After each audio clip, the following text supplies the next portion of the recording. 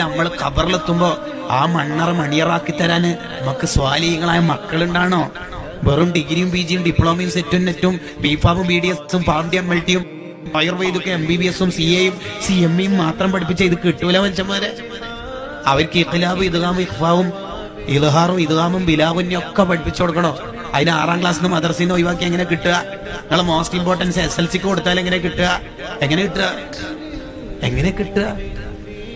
നഫി പണ്ഡിതനായ ഇബ്നു ആബിദീൻ റളിയല്ലാഹു അൻഹുവിന് കുറേ കിതാബുകൾ.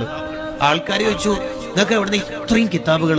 എന്റെ വാപ്പച്ചി വാങ്ങിത്തരുന്നതാണ്. വാപ്പ അത്രയും സപ്പോർട്ടാ, കിതാബ് മോൻ അത്രയും വായിക്കോളി എന്നുള്ളിടത്തോളം. ഈ വാപ്പ വഫാത്തായിട്ട് ആ വഫാത്തായ അന്ന് മുതൽ ഇശാ നിസ്കാരം കഴിഞ്ഞാൽ ഇബ്നു ആബിദീൻ റളിയല്ലാഹു അൻഹു ഖുർആൻ പരമാവധി നേരെ ഓതി ഉപ്പാക്ക് വേണ്ടി ഹദിയ ചെയ്യും. ഒരു മാസം കഴിഞ്ഞിട്ട് വഫാത്തായ വാപ്പ ഒരു മാസം കഴിഞ്ഞിട്ട് സ്വപ്നത്തിൽ